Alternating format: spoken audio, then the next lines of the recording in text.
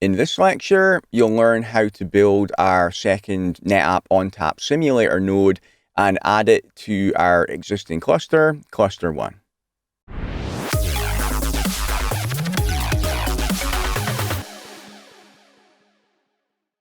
I've got the lab build PDF open as usual here, and the section that we're working on now is the ONTAP simulator build for cluster 1 node 2. So I'm just going to drag that over to my other monitor, and you can follow along as I work through it. So first thing that we need to do is to add a new folder for our new virtual machine in the NetApp lab folder. So I'll go new folder, and I'm going to name this one C1N2 for cluster 1 node 2. And notice that I have still got my first node running in VMware Workstation. So what I'm going to do is open up another instance of VMware Workstation Player. So I'm going to open that up and give it a second to open. So you can see that's a second instance. I've got my 2 instances open now. And I'm going to open a virtual machine. And then I'm going to point to the same OVA file, which is still in that cluster 1 node 1 folder. I will double click on that. So I don't need to copy this again into my new folder. Okay, the name of my new node is going to be C1N2 for cluster 1 node 2. And I'm going to save it in that folder that I just created. So that was in my NetApp lab folder, and then C1N2. Click OK there, and then click on import. And now I'm going to need to give VMware Workstation Player a few seconds here to complete the import. Once that is done, then the next thing that I'm going to be doing again, just like I did with the first node in the cluster, is doing the networking configuration. So that's it, finished with the import now. And I need to edit the virtual machine settings. And actually, let me just drag the PDF back over here again and show you the lab topology diagram. I'll make this a bit bigger so you can see it. And notice that both node 1 and node 2 in cluster 1, their interfaces are connected to exactly the same networks. So my networking configuration for node 2 is going to be exactly the same as it was for node 1. So I'll drag this back out of the way again. And then back in the networking settings on cluster 1 node 2, the first adapter was connected to the cluster network, which was VMnet 6. The second adapter is the same. The third adapter is connected to the management network, which was VMnet 1. And then the next one is connected to VMnet 2. And then I need to add a couple of new adapters. So I click on add a network adapter, finish, and then add another network adapter and finish. And again, these have been added out of order. So the easiest thing to do is just click OK and then click on edit the virtual machine settings again. And this time they're going to be back in the correct order. So it's VMnet 6, 6, 1, 2. The next one is also in VMnet 2. And the last adapter is in VMnet 7. Okay, let's click out there. Okay, that all looks good. So I can click on OK and then click on play the virtual machine. Now, what I need to do here is I need to break in here early. I need to break in at the vloader prompt. So you see where it says hit enter to boot immediately, or any other key for a command prompt. I need to break it in here. So I'm going to hit anything but enter. So I hit another key there, and you see that it gives me the vloader prompt. Now, what I'll do is I'll make this go full screen so you can see a bit easier. And over on my other monitor, I am going to scroll down to the correct page to check the command that I need to enter here. What I need to do is change the serial number on this second node, because with that OVA file, which builds the simulator, it always uses the same serial number. And what's going to happen if I don't change it, then node 1 and node 2, both in the same cluster, will see that they've got a duplicate serial number, and that's going to create an error, which is going to break the cluster. So before I build this node, the first thing that I want to do is to change the serial number. So the command that I enter for that is set env for set environment, and then sys_serial_num, and the number I want to use is 403, then 43, then 89-06-2. And when I'm saying O there, I mean the number 0. Okay, that's the first command entered. And then I need to add another command as well, which again is set env, and then bootarg for the boot argument, .nvram.sysid, and it is again 403-438-9062 without the dashes this time. And I can hit enter there. And okay, that is what I needed to do there. Next up, I'm going to boot the node. Rather than rebooting it in VMware, I can just enter the command boot here, and that will carry on with the boot up process. Okay, the next few steps are going to be the same as they were for the first node in the cluster. So I need to hit Control-C to break into the boot menu, and I'm going to do the factory reset again here as well. So while I am waiting for the boot menu to come up, I will just fix my other window over here on the PDF. I know you can't see this, but what I'm doing is I'm setting the view so I can scroll up and down a bit more easily in here. So I'll set that to fit height. Okay, good. And by the time I finished that, I figured that the boot menu would be open. So in here, I'm going to choose option 4, which is clean configuration and initialize all disks. I hit enter. I'm going to have to wait a few seconds again here, and then it is going to check that I definitely want to do this. So we just have to wait a few seconds. It's going to ask me if I'm sure, and I'm going to say yes. There we go. So it asks, do I want to zero the disks, reset the config, and install a new file system? Yes, I do. It's going to erase all the data on the disk. Are you sure? Yes, I am sure. Hit enter. It's now going to do that factory reset, and it's going to reboot. It's going to take a minute or two to reboot. So I will pause the video here, and we'll come back when it's finished rebooting. Actually, I'll just come in here and hit enter to boot it more quickly, not have to wait for that timeout. When I see the Control-C this time, I'm not going to hit Control-C. I'm just going to let it carry on with the boot up process. But this is going to take a minute or two. So I'll pause the video and I'll see you when we're ready to move on. Okay, it has finished booting up, and I can see that the cluster setup wizard is ready to run. And it prompts me to type yes to confirm and continue. So I type yes and hit enter.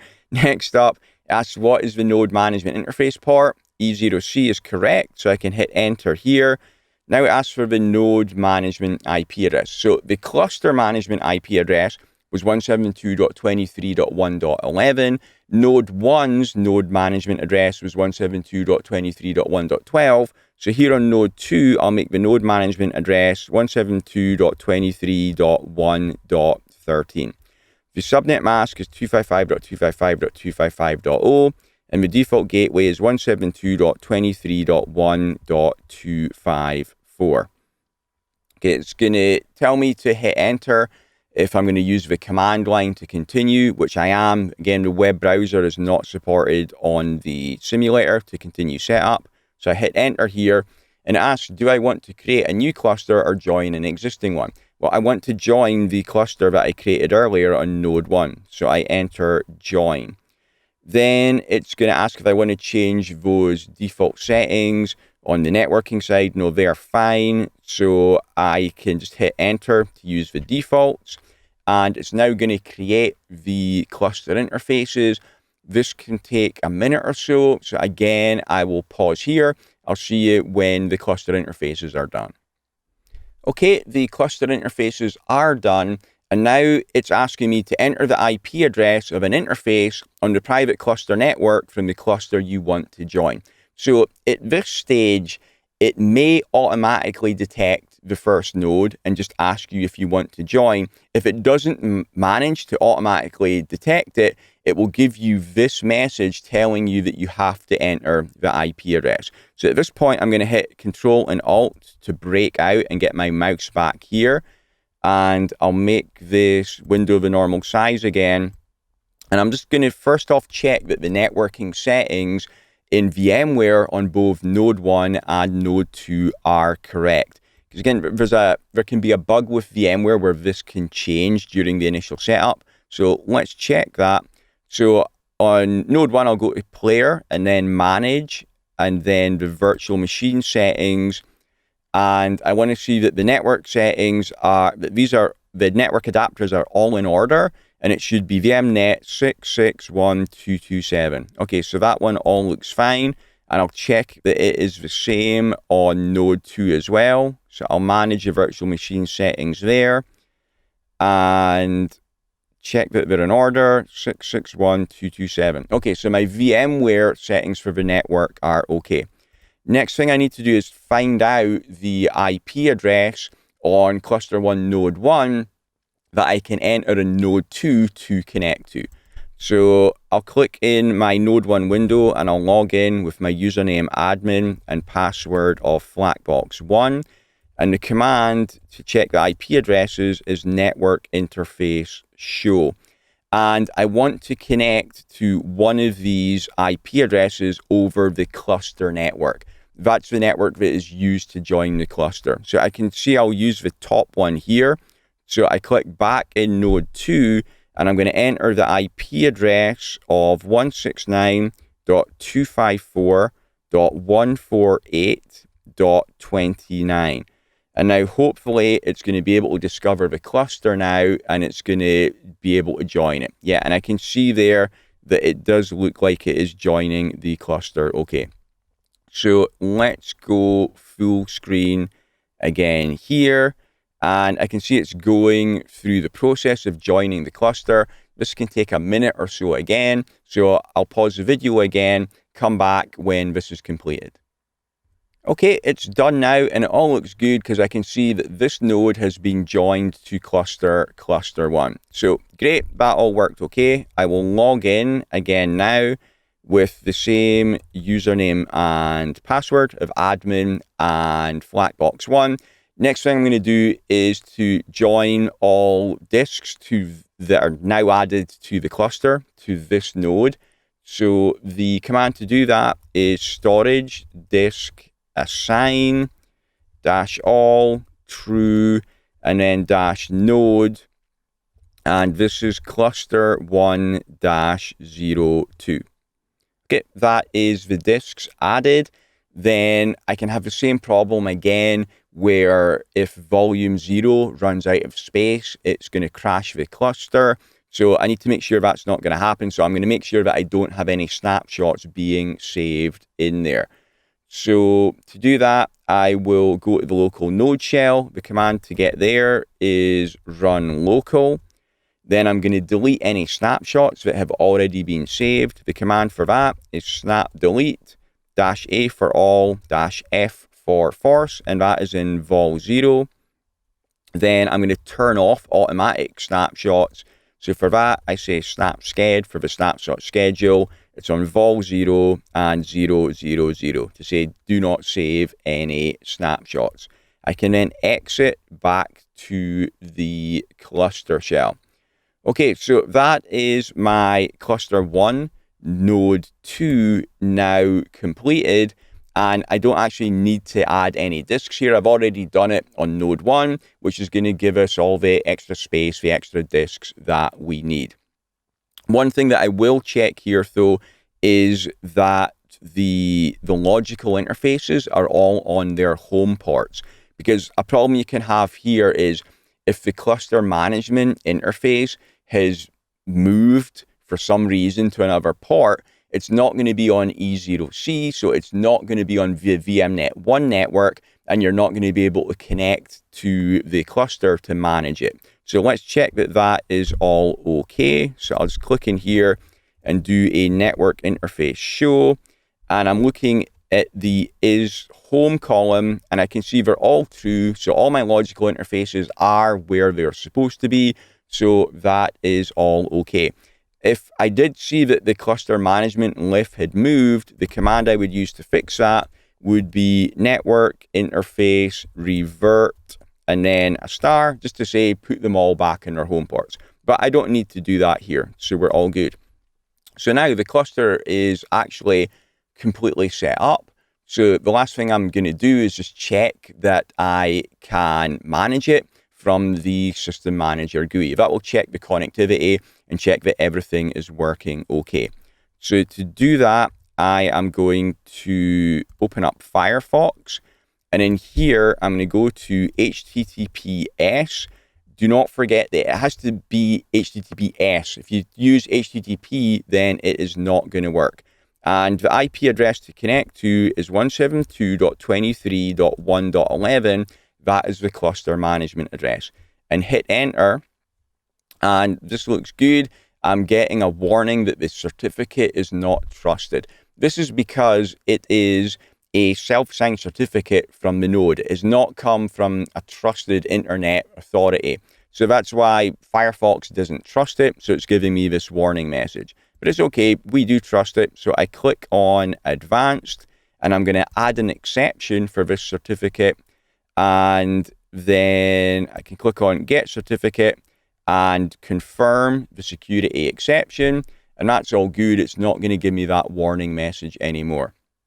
I can now see that it is connecting to System Manager. It's all good. The username and password is the same again. So username of admin. And I'm going to enter my password of FLACKBOX'S, and then sign in. Okay, let me do this again. So my username of admin, my password of FLACKBOX'S, and hit enter. I can see it's now going to try to log in, and I can see my dashboard opening up. So it's all good. That is my first cluster completely built now. The last thing that I need to do is to shut down my nodes. So I'll go back to my VMware Player windows. I will open up both of them. I'll minimize node 2, and I don't want to actually shut down the operating system, because if you do that, then the simulator can be a bit unstable, and when you go to boot it up again, it doesn't always work. So it's much more reliable if you suspend the virtual machines. So to do that, on node 1, I'll go to player and then go to power and suspend guest, and I'm going to get a prompt that I want to do it. I'm going to do the same thing on node 2 as well, because I want to suspend them at pretty much exactly the same time. So I go and I suspend that one as well, and then I can click on yes to confirm on both node 1 and node 2. And that's them both suspended. When I go to run the virtual machines again, they'll come back up in the same state again. Actually, let me also show you where to go to open up those virtual machines. So it is in NetApp Lab, and then I've got my C1N1 folder, and the file to run there is c1n1.vmx. So just double click on it to open up the virtual machine, and also go to c1n2, and you see we've got c1n2.vmx there as well. Always suspend them at the same time, and always start them up again at the same time as well. If you don't do that, then it'll start throwing errors at you, and it can cause issues. Okay, so that was our cluster 1 completely built now. Next thing to do is to build cluster 2, our single node cluster. I'll see you for that in the next video.